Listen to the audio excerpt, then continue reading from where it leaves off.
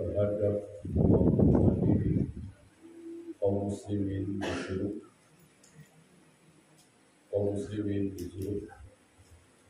mengikuti atau menyelisih. Wajib bagi kita menyelisihi dua kelompok, dan dalam sehari semalam kita diwajibkan memohon kepada Allah supaya tidak mengikuti dua kelompok ini minimal 17 kali dalam sehari semalam. Jika antum minta kepada Allah supaya tidak mengikuti dua kelompok ini kok cuma 16 kali, 15 kali, 14 kali, dosa besar. Minimal 17, kecuali sedang salah.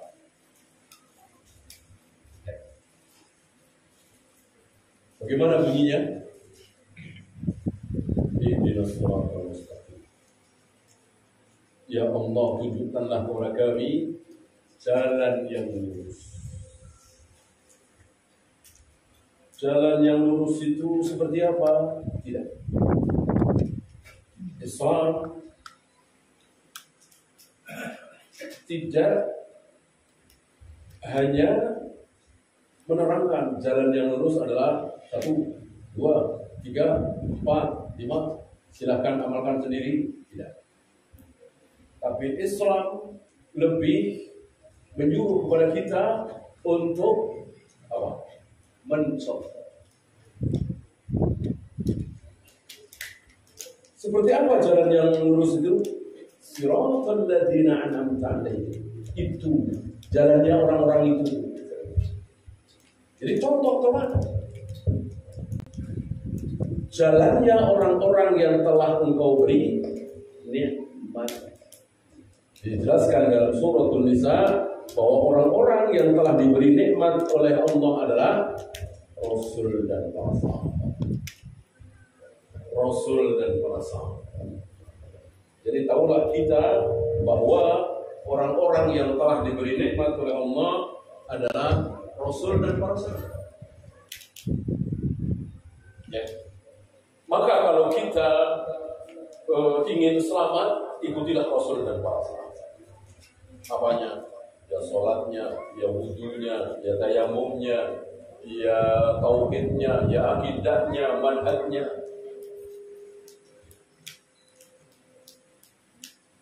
Ghairil maghdubi alaihim. Bukan jalannya orang-orang yang engkau murkai. Siapa? Orang-orang yang dimurkai oleh Allah.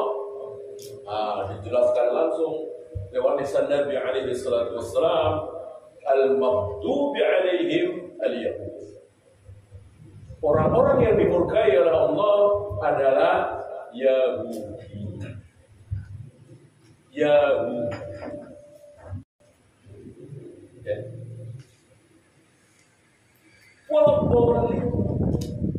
Dan bukan jalannya orang-orang yang sesat. Siapa orang-orang yang sesat? Nasrani. Itu kita pinta kepada Allah 17 kali dalam sehari semalam minimal. Itu yang tidak sholat qobliyah, tidak sholat ba'diyah, tidak sedang safar, ya, tidak sholat tahajud, tidak sholat witir, tidak sholat duha, hanya menjalankan kewajiban 17 kali. Lalu bagaimana doa yang kita minta 17 kali dalam sehari semalam justru kita langgar sendiri? Malah merubah-rubah ayat. Antum tahu ciri khas, salah satu ciri khas mereka adalah yuharrifunal kalima an mawadhihi. Merubah-rubah ayat. Itu masih ingat Ittor oleh mereka diganti apa? Ditambah jadi apa? Hintor. Ketika Nabi Musa memerintahkan kepada mereka untuk masuk ke Baitul Maqdis dengan bersujud, dan ucapkanlah himmah. Artinya Allahumma ighfir lana, ya Allah ampuni kami. Itu arti dari himmah.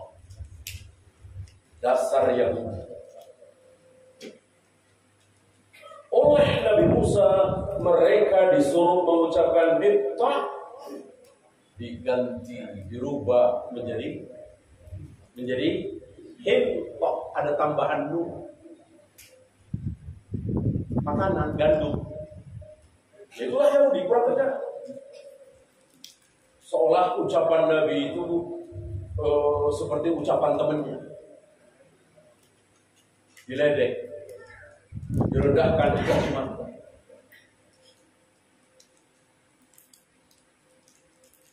Dan mereka disuruh sujud. Masuk ke Baitul Maqdis disuruh sujud. Sujud antum tahu kan? Wajahnya mencium tanah, kemudian pantatnya diangkat. Ya sujud kan seperti itu. Mereka dirubah. Sambil mengucapkan himmah, pantatnya dilekatkan ke tanah, wajahnya ke atas. Dasar Yahudi. Kayak apa ya? Kayak kodok gitu. Kodok itu kan lawan kata sujud ya. Jadi pantatnya ke bawah, kepalanya ke atas. Sujud kan terbalik.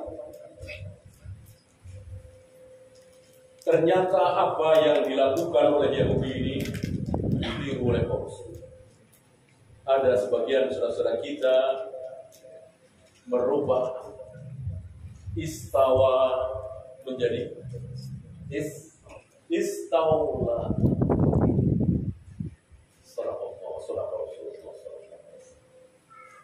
Betul-betul kaum muslimin mengikuti Yahudi. Istawa ar-Rahmanu 'ala al-'arsy istawa. Semua istawa 'ala al-'arsy. Bahwa Allah bersama yang di atas arsy. Istawa ditambah hurufnya. Kalau Yahudi menambah huruf apa tadi? Nun. Kalau mereka ini Jamiah, mereka ini di mata Ahlus Sunnah mereka ini dinamakan Jamiah, sama dengan mengambil dari tokohnya Jaham bin Jamiah. Ditambah huruf istawa diganti dengan istawla, ditambah huruf ma. Kalau istawa antum tahu kan, bersemayam berada di atas. Diganti dengan istawla, apa artinya? Menguasai. Mereka berat mau mengatakan apa adanya bahwa Allah bersemayam di atas arsy. Diganti oleh mereka Allah menguasai arsy. Apa langit, bumi, laut, planet, galaksi, Allah tidak berkuasa. Kenapa cuma dikatakan Allah menguasai arsy? Minimal sekali. Allah menguasai seluruh jagat raya alam semesta, bukan cuma arsy. Inilah mereka. Ini pun mirip-mirip Yahudi.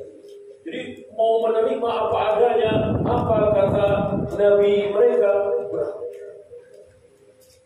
sama seperti kaum Jamiah. Apa susahnya sih mengatakan Allah bersemayam di atas arsy? Memang ayatnya seperti itu. Ar-Rahmanu 'alal 'arsy istawa. Apa susahnya mengatakan Allah menciptakan Adam dengan kedua tangannya? Orang ayatnya memang seperti itu. Manaka antas sudah lima pelaku biadanya. Wahai iblis, aku telah ciptakan Adam dengan kedua tanganku. Apa susahnya mengatakan seperti itu? Ayat-ayat ini dibaca oleh Nabi, didengar oleh Abu Bakar, Umar, Utsman, Ali, Zubair, Talha, Abdurrahman bin Auf dan seterusnya. Semuanya mengikuti apa yang disabdakan oleh Nabi Alaihissalam, bahwa Allah betul-betul menciptakan Adam dengan kedua tangan. Selesai. Nah, kaum Jamiah ini mirip-mirip Yahudi, nggak terima. Lebih sikoh dengan akalnya daripada dengan dari. Sama seperti Yahudi. Yahudi ketika disuruh masuk ke Baitul Maqdis, Palestina, memerangi bangsa Jabari, dan Nabi Musa telah jamin kalian akan menang. Ucapan Nabi Musa ini ngarang apa dari Allah kira-kira? Dari Allah. Tidak mungkin seorang Nabi berbicara ngarang. Artinya Allah menjamin kepada orang-orang Yahudi, Bani Israel, bahwa kalian kalau mau masuk ke Baitul Maqdis, memerangi bangsa Jabarin yang sangat kuat itu, kalian akan menang. Ini kan dari mestinya kan senang, semangat, antusias mestinya kan. Kalau para sahabat seperti itu, malah dilawan dengan rohyunya, akalnya. Ya Musa, mereka banyak, kita sedikit. Mereka kuat, kita lemah. Persenjataan mereka lengkap, kita apa adanya. Kita baru saja terbebas dari perbudakan Firaun. Lihat, rohyu dipakai, dalil dicoret. Padahal itu kata Allah hanya lewat mulut Nabi Musa, bahwa kalian akan menang. Bukannya disambut dengan semangat, malah dikritisi ayat. Dan akhirnya mereka mengatakan, idhab anta rabbuk, pergilah engkau bersama Tuhanmu sana, waqatilah, perang sana berdua. Innaha guna qa'idun, kami mau duduk-duduk di sini saja. Segitunya ya. Ya, pada hari itu dijanjikan. Jadi kalau Baitul Maqdis, Palestina, tanah yang dijanjikan untuk Yahudi, Bani Israel, betul, kawan. Waktu itu bukan sekarang. Waktu itu dijanjikan oleh Nabi Musa, Nabi mereka. Bukannya janji itu, berita gembira itu disambut dengan semangat, malah dikritis, malah ditolak oleh rohyu mereka. Dengan sebab mereka tidak mau masuk ke Baitul Maqdis, berperang melawan bangsa Jabarin, akhirnya Allah hukum mereka. Yatibuna fil ardi arba'ina sana, terumbang-ambing di padang tih, di padang pasir selama 40 tahun. Sana pindah lagi, sana. Disitulah mukjizat demi mukjizat Allah berikan kepada Nabi Musa alaihissalam. Berjalan di daun awan, ada makanan, mana, salwa, ada mata air keluar dari batu, air dan seterusnya. Dan disitulah dalam pengembaraan 40 tahun itulah Nabi Harun wafat. Dan antum tahu apa kata mereka tentang kematian Nabi Harun? Dibunuh Musa. Seorang Nabi dituduh membunuh saudaranya. Ini mulut kotor Yahudi. Ya. Belum yang lain. Nabi Musa dituduh juga melacur. Ya. Bahkan yang lebih kecil dari itu, Nabi Musa dituduh punya kelamin, punya penyakit kelamin, namanya Adam. Ya, gara-gara Nabi Musa tidak mau mandi bareng dengan mereka. Mereka biasa mandi bareng laki-laki dengan laki-laki telanjang bulan. Mungkin waktu itu halal ya, mungkin. Syariat beberapa nabi kan tidak sama persis. Nabi Musa tidak mau. Nabi Musa selalu mandi sendiri, mencari tempat yang seram. Dan kamar mandi mungkin belum ada. Dituduh Musa malu mandi bareng sama kita. Dia punya penyakit ada. Luar biasa. Oleh karena itu, kalau hari ini mereka tanpa malu-malu membunuh wanita dan anak-anak di Gaza, di rumah sakit dibom, penduduk dibom, ini kecil. Ya. Nabi Yahya, Nabi Zakaria diapain oleh mereka? Dibunuh. Entah berapa puluh, berapa ratus nabi yang dibunuh oleh Bani Israel. Yang Al-Quran jadi saksi.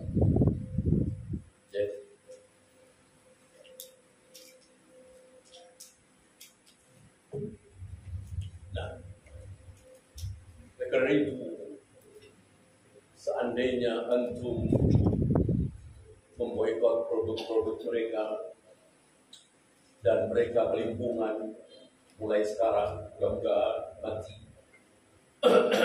Ada yang lebih besar lagi. Jangan cuma produk mereka diboikot. Mestinya apa yang lebih penting?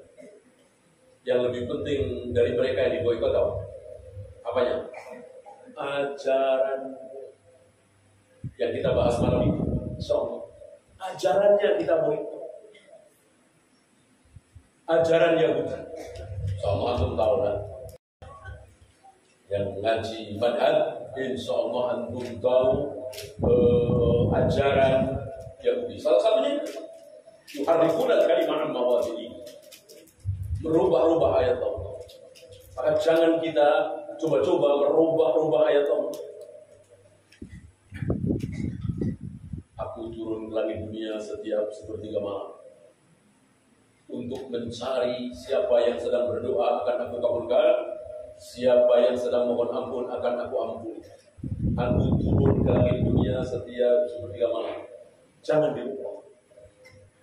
Sebagian saudara kita merubah. Oh, yang turun bukan Allah, tapi rahmat. Ini merubah namanya. Ini masuk dalam kelakuan Yahudi. Yuharrifuna al-kalima an mawadhihi. Merubah-rubah ayat dari tempat semula.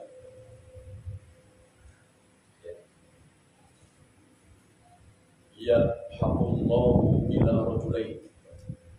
Allah tertawa melihat dua orang yang sedang berbunuh-bunuhan dan dua-duanya akhirnya masuk surga.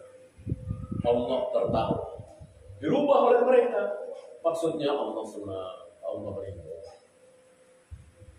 Padahal yang keluar dari lisan Nabi, yadhaqullah, dohika yadhaqu, semua orang tahu. Tertawa itu apa? Semua orang tahu. Dirubah oleh mereka. Lebih sikoh dengan akalnya, nuraninya, otaknya. Gak pantas kalau Tuhan tertawa. Maka diganti. Oleh begitu, asal Nabi yang pertama kali mengatakan seperti itu. Wahai Abu Bakar, wahai Umar, wahai para sahabatku, di sini memang dikatakan Allah tertawa, tapi maksudnya Allah ridho. Nabi yang bicara, kita terima. Karena Nabi berbicara seperti itu. Lebih pintar siapa? Kita apa Nabi? Nabi diam, mestinya kita diam. Jangan ikut-ikutan kelakuan Yahudi. Apa? Merubah-rubah ayat. Dan banyak yang selesai. Dan berani mendahului Allah dan Rasul.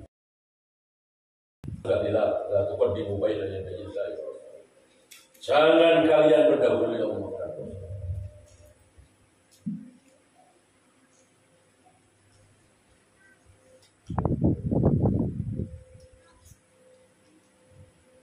Kita lanjutkan. Terlalu panjang kalau kita bahas tahrif ini ya, berubah-ubah ayat. Kita lanjutkan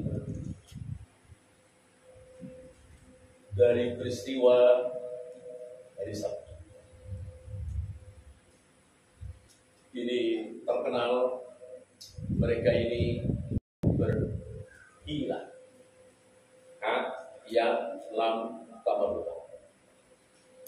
Apa itu hilang? Tipu muslihat, menipu, seolah mereka sedang menipu Allah dan kaum muslim. Kenapa? Karena dengan berhilang menampakkan mereka sedang taat, padahal sedang berbuat maksiat. Kapan? Hari Sabtu. Antum tahu Allah melarang mereka mencari ikan di hari Sabtu. Ya. Dan Allah uji mereka. Hari Jumat, hari Sabtu, hari Ahad, hari Senin, hari Selasa, sampai hari Jumat, hampir-hampir tidak ada ikan. Begitu hari Sabtu melimpah ruah. Ya, namanya juga ujian. Namanya juga ujian. Antum kalau diuji seperti itu harus kuat.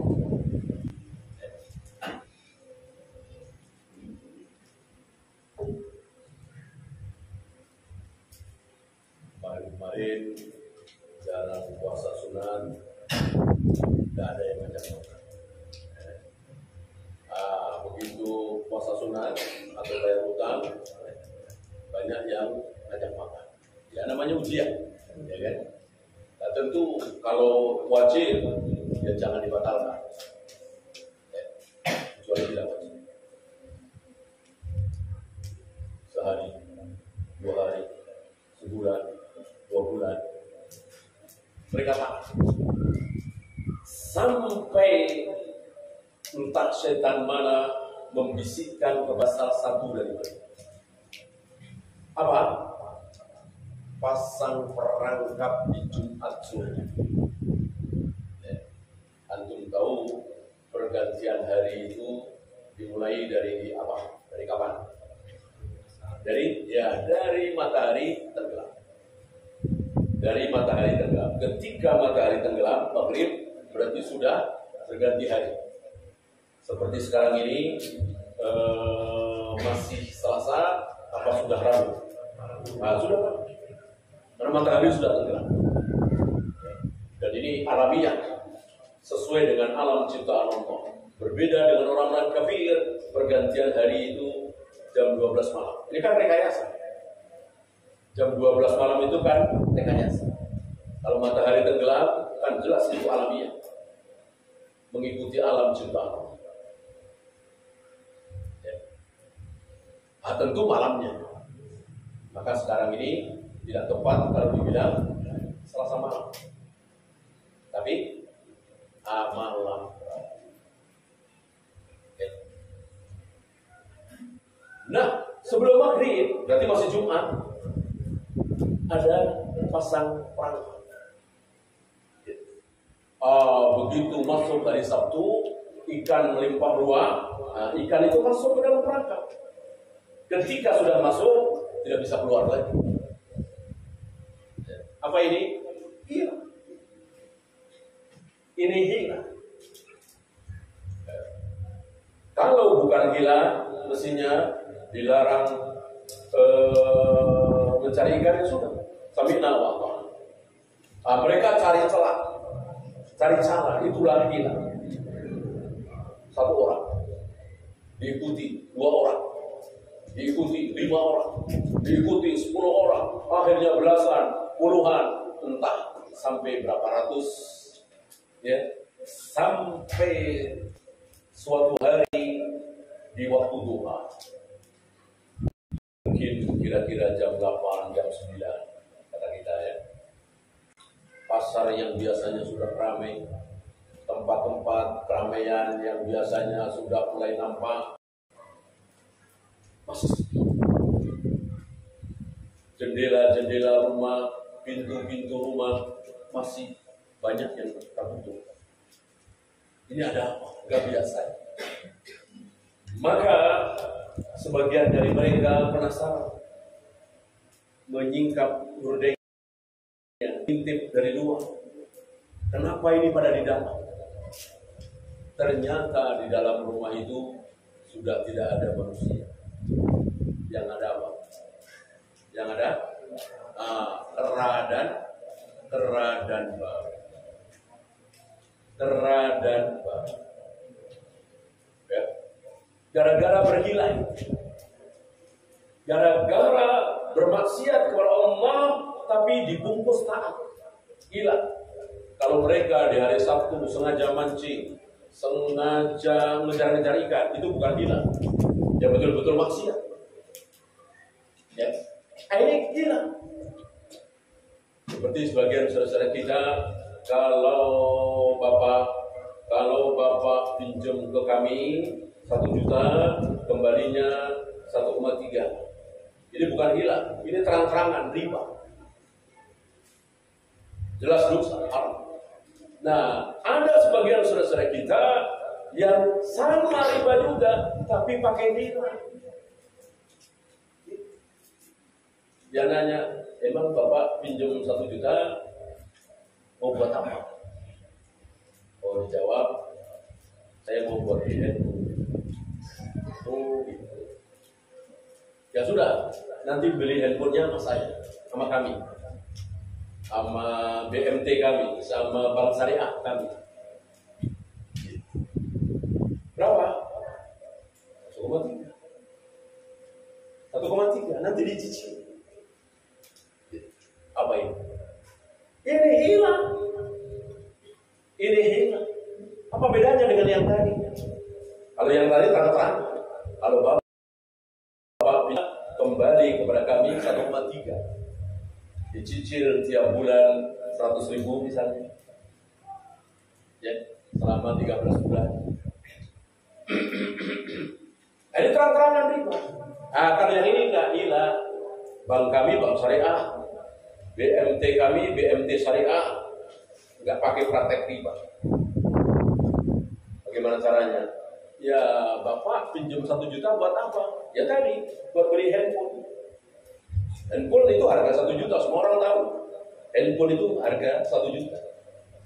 Cuman kalau si Bapak ini tidak bisa beli cash, maka bisanya nyicil 1 juta, 100.000, 100.000, gitu ya. Nah, sama BMT ini karena merasa syariah tidak ada riba, maka beli ke kami 1,3. Nanti nyicil 100.000, 100.000, 100.000 selama 13 bulan. Apa bedanya dengan yang pertama?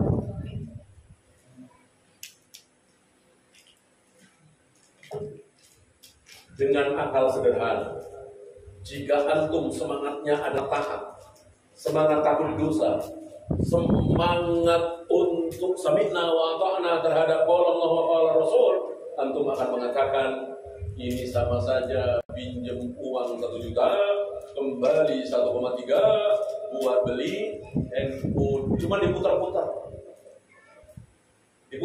seperti itu. Itu kalau antum semangatnya semangat taat, semangat takut dosa. Beda dengan Yahudi. Yahudi semangatnya bukan semangat taat, semangatnya bukan semangat takut dosa, tapi hilang tadi. Gimana caranya supaya terkesan halal? Maka jadilah seperti itu. Ya. Tapi bagi antum yang barangkali tidak punya semangat taat, atau mungkin terkena syubhat, ya apa salahnya? Apa salahnya? Kan si BMT jualan handphone, kami beli, jangankan 1,3, 1,5 juga boleh, 1,6, 1,7 juga boleh. Kenapa? Mana letak haramnya di mana? Letak kesalahannya di mana?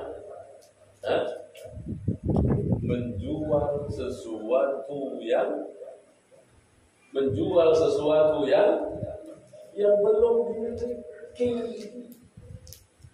Ketika BMT deal dengan si bapak ini, itu handphone sudah ada di BMT apa belum? Belum. Salahnya di sini. Kan dilarang oleh Nabi, la tabi' ma laysa 'indak. Jangan engkau menjual sesuatu yang engkau belum punya, yang masih milik orang lain. Kan itu handphone masih di toko. Ya, kecuali BMT itu atau bank syariah itu atau bahkan bank konvensional lah, sekalian jualan handphone, sekalian jualan mobil, sekalian jualan motor, sekalian jualan properti. Allah. Nah, sayangnya di sini ada regulasi katanya lembaga keuangan, bank, BMT segala macam tidak boleh punya sektor real. Ini salahnya di sini. Seandainya bank itu punya mobil, kita datang ke bank beli mobil di tempat lain 100 juta, di bank situ 120 juta, tapi boleh nyicil. Halal apa haram? Allah. Ya, antum punya motor antum saya beli. Saya nggak bisa kontrak, saya cicil. Motor antum semua orang tahu itu harganya 10 juta. Antum jual ke saya 13 juta, boleh apa tidak? Ya boleh. Boleh. Saya boleh nyicil. Gak ada masalah. Masalahnya di sini. Ya. Itu lagi dilakukan oleh kaum muslimin. Banyak sekali contoh. Ada lagi yang begini. Nanti kalau sudah sampai Jeddah, ya, nggak usah pakai pakaian ihram. Gitu. Walaupun sebelum mendarat ke Jeddah sudah melewati mikot atau belum? Sebelum mendarat ke Jeddah, kalau kita dari Jakarta, dari Indonesia, sebelum mendarat ke Jeddah sudah melewati mikot atau belum? Sudah. Antum tahu siapapun yang mau haji, mau umrah, ketika sudah melewati mikot wajib memakai pakaian ihram. Adakah tawar-menawar dalam? Nggak ada tawar-menawar. Nah, sebagian saudara kita ini karena dari Jeddah mau ke Madinah dulu, nggak langsung ke Mekah. Saya nggak tahu alasannya. Katanya sih ini untuk menghemat biaya. Ya, travel tentu inginnya untung banyak, tidak mau untuk sedikit. Ya kan? Nah, kalau memakai pakaian ihram kemudian ke Madinah dulu kan berat. Di Madinah 3 hari, 4 hari, masuk terus pakai pakaian ihram terus sampai ke Mekah, sampai Tahalul. Di sini mereka berhilah mirip dia. Apa? Bapak niat umrohnya nanti saja kalau sudah sampai Madinah. Kalau sudah sampai Madinah, baru niat umroh. Sekarang jangan niat umroh dulu. Ini hilang ya. Kemarin cari travel, bayar, niatnya apa coba? Niat dagang gitu kamu kan? Ya, niat bisnis gitu kamu kan?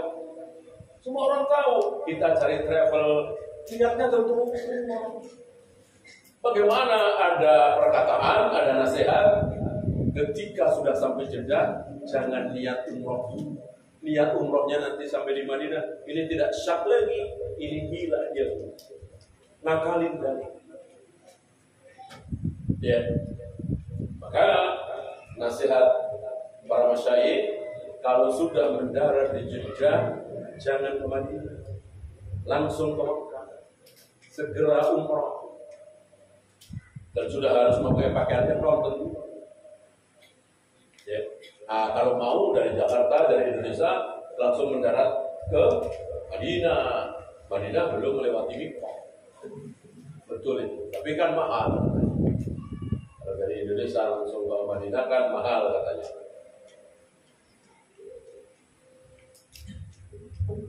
Ini bilang.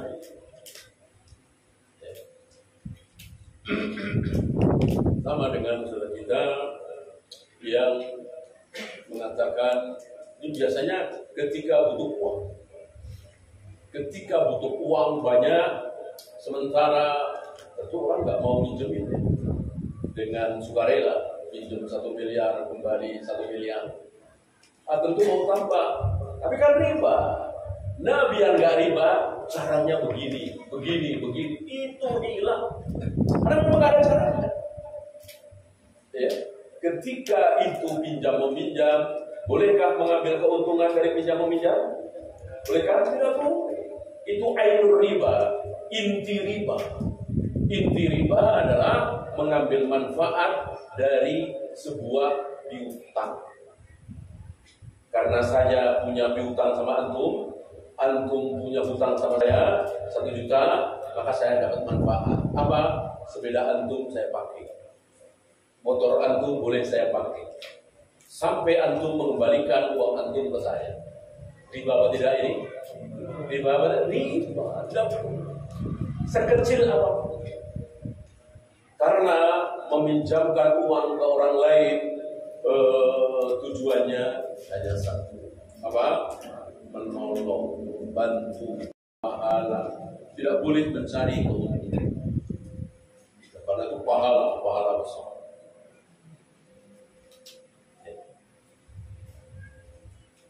Ya, saya lanjutkan. Termasuk kelakuan Yahudi yang ditiru oleh kaum muslimin.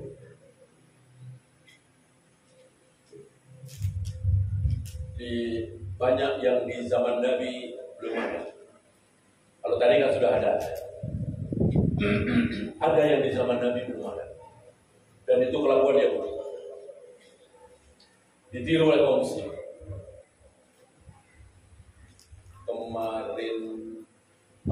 Kemarinnya lagi malam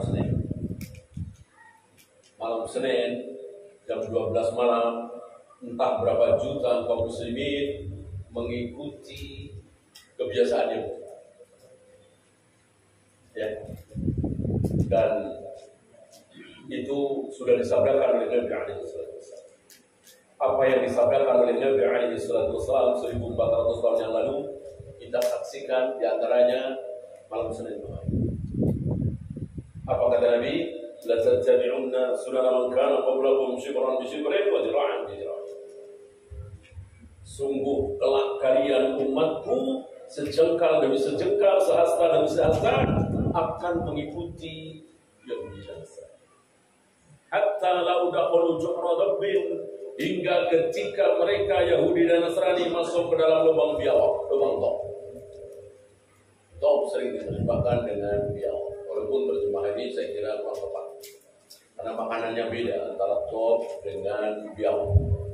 Maka top di zaman Nabi yang jelas-jelas halal, karena Nabi menyaksikan Khalid bin Walid dan beberapa sahabat makan daging top, walaupun Nabi tidak ikut makan, jelas ini halal.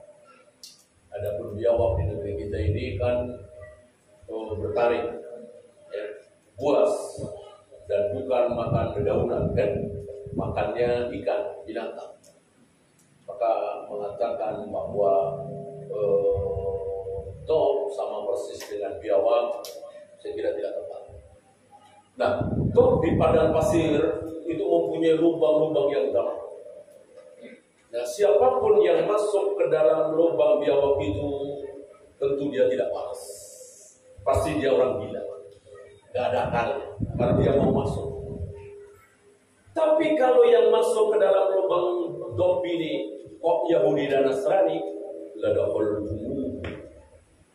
kalian akan ikut masuk. Ya, jadi perbuatan tidak waras, perbuatan nggak masuk akal, tapi yang melakukan Yahudi dan Nasrani, kaum muslimin ikut. Ya seperti malam Senin. Apa iya dikatakan waras? Jam 12 malam keliling-keliling di jalanan, niup jam 12 malam. Apa iya waras? Masa orang waras seperti itu? Ya jam 12 malam. Kalau habis maghrib mungkin ya, atau sore mungkin. Jadi jam 12 malam.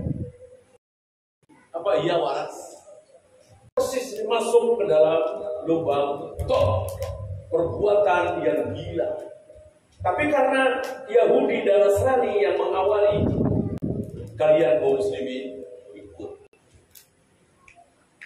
Ya. Undang 500 orang tamu pernikahan misalnya. Disiapkan makanan yang enak, minuman yang lezat, tempat yang bagus, ber-AC. Tapi tidak ada satupun kursi, tidak ada tempat duduk. Kira-kira waras? Coba dipikir.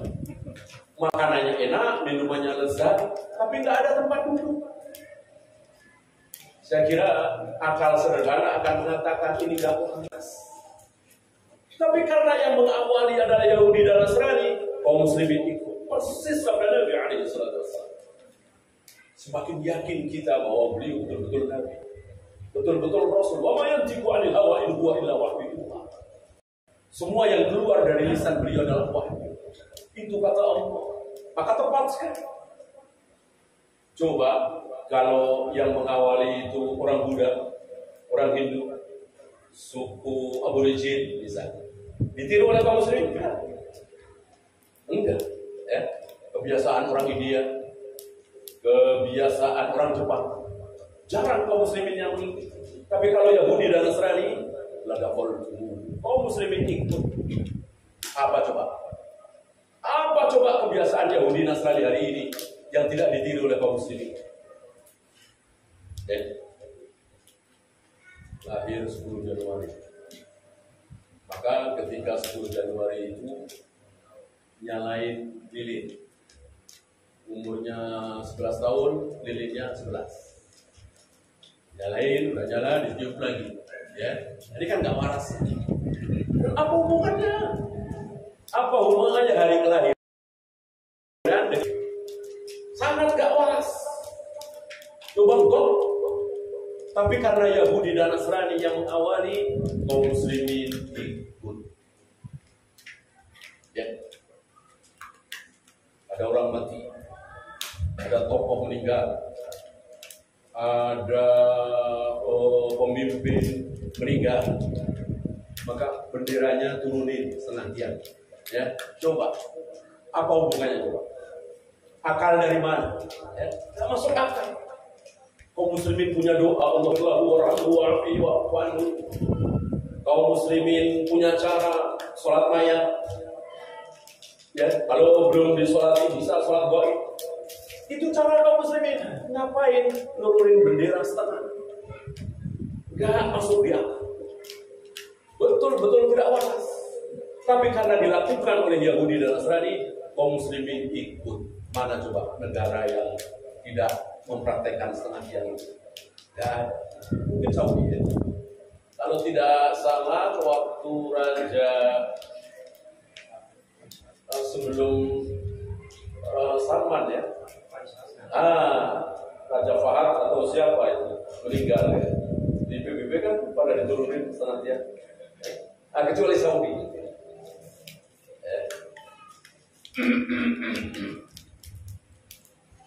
Insya Allah ada siapa saja di Saudi. Waktu itu ada Syekh bin Baz, ada Syekh Utsaimin, bahkan Syekh Albani sempat di situ 3 atau 4 tahun. Ya. Sekarang ada Syekh Sulaiman Ar-Ruhaili, ada Syekh Fauzan, ada Syekh Abdul Razak, ulama. Ya. Kita husnuzon pemimpin dibisiki, dinasehati oleh ulama-ulama, karena secara sunnah menasehati pemimpin tidak boleh seperti di kita ini di radio, di televisi, bundaran HI, teriak-teriak di mimbar, bukan. Nah, ulama-ulama kita karena paham sunnah, insya Allah mereka tahu. Apa kata Nabi? Pegang tangan. Jika engkau ingin menasihati pemimpinmu, presidenmu, khalifahmu, rajamu, pegang tangan. Ajak ke tempat nasihat. Bolehkah di depan umum? Tidak. Haram. 30 tahun yang lalu, 40 tahun yang lalu, sunnah ini dijalankan di negeri kita. Hanya mereka tidak tahu kalau itu sunnah. Ini sunnah. Menasehati presiden, menasehati pemimpin, sembunyi-sembunyi, bisik-bisik, tidak di depan umum. Yang masih hidup, yang sudah lahir, yang sudah gede di tahun 80-an, tahun 90-an, insya Allah. Ya, antum bisa membedakan bagaimana keadaan antara sebelum 90 sampai setelah 90. Beberapa tokoh kita, ulama kita, kiai kita, ustadz kita datang ke presiden. Beberapa kali kiai datang ke presiden, gak ada yang tahu isinya apa. Tidak seperti hari ini, sok-sokan presiden dicaci maki, dijelek-jelekkan. Hari itu gak ada yang tahu. Tiba-tiba langsung keluar kebijakan. Setiap libur panjang harus pesantren kilat, ya, harus belajar ngaji. Jangan sampai lulus SD nggak bisa baca Al-Quran. Insya Allah aku ingat itu ya. Ayat itu. Sudah masuk kisah? Silakan ada dulu. nanti habis azan kita lanjutkan sedikit dan bersoal jawab. Wassalamualaikum warahmatullahi wabarakatuh.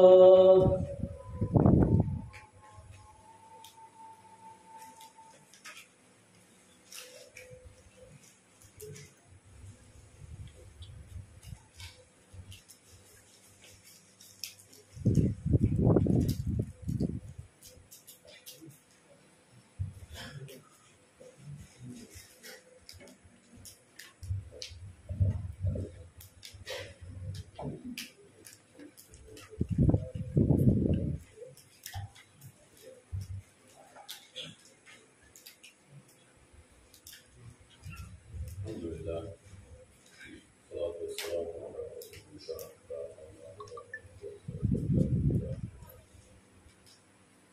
Sebelum kita bersoal jawab, saya lanjutkan tadi. Ada satu atau mungkin hanya ada satu,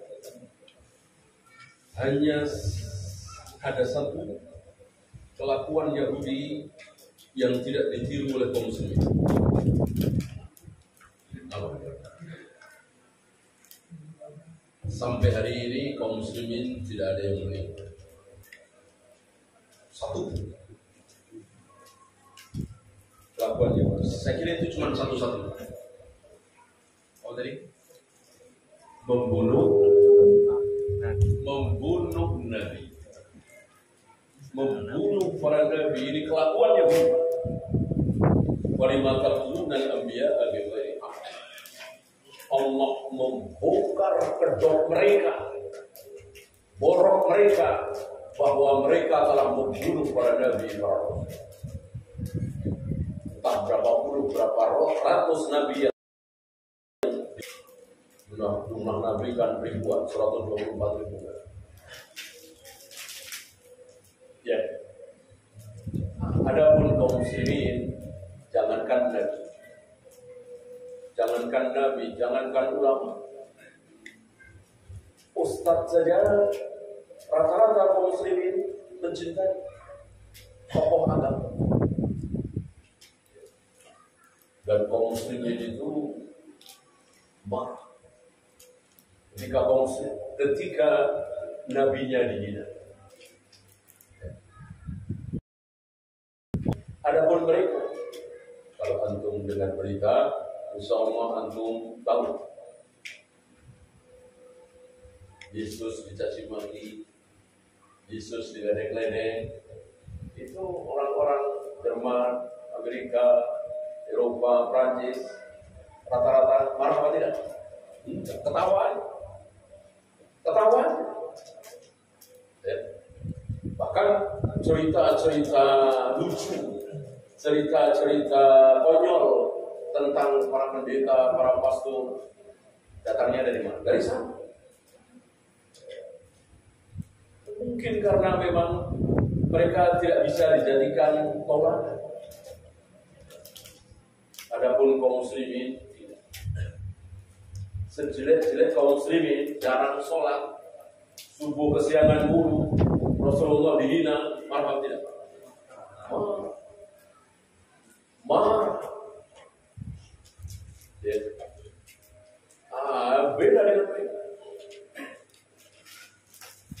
Ini sedikit yang beda. Sementara kebanyakannya diikuti. Kecuali yang paham. Antum yang ngaji, belajar manhaj, akidah sahihah, tahu tentang tauhid rububiyah, uluhiyah, asma wa sifat, insyaallah tidak akan ikut-ikutan Yahudi dan Nasrani. Nah, manhaj itu seperti antum jadi tahu. Kata Nabi, sekali-kali sholat pakai alas kaki. Mungkin sholat di lapangan, berfitri, belajar, atau sholat mayat, untuk menyelisihi Yahudi dan Nasrani. Kata Nabi, mereka kalau sholat tidak mau pakai alas kaki. Ya. Dulu masih banyak dari mereka yang sholat, sekarang mungkin sudah tidak ada, atau mungkin sedikit saja. Ya. Apalagi mereka kalau puasa tidak pernah. Mereka tuh puasa dulu ya. Kutiba alaikumusiyam kama kutiba ala alladziina min qablikum. Diwajibkan kepada kalian berpuasa Ramadan sebagaimana diwajibkan umat-umat terdahulu sebelum kalian. Dari ayat ini kita yakin betul bahwa Yahudi puasa, Nasrani puasa, para nabi, para rasul, Nabi Musa, Nabi Isa mengajarkan puasa dan mereka berpuasa. Sekarang sudah tidak. Nah, dulu di zaman Nabi Muhammad SAW, Yahudi Nasrani yang masih puasa tapi tidak pernah makan sahur. Maka Nabi sangat menganjurkan agar kita semua kalau puasa makan sahur. Walaupun mungkin bukan rumah, cuma air, cuma susu.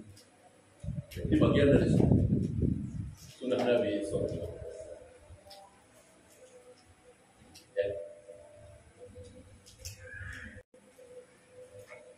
Ya, ada pertanyaan? Silakan.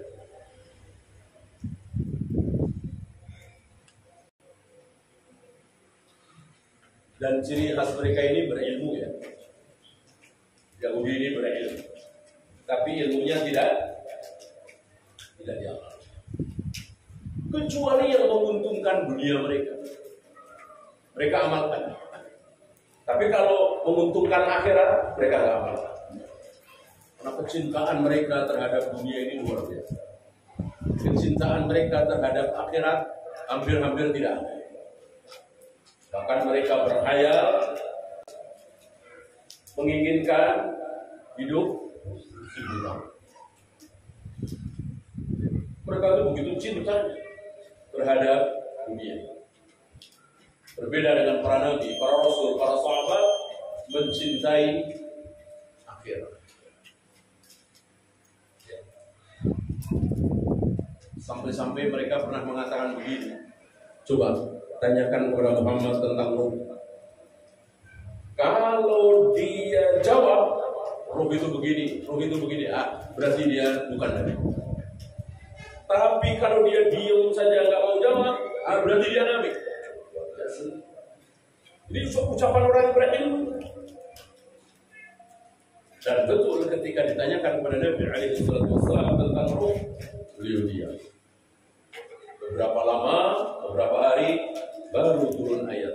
Yas'alunaka 'anil ruh. Qul ruhu min amri rabbi. Wa ma utitu min al-'ilmi illa Allah yang tahu. Ada pertanyaan?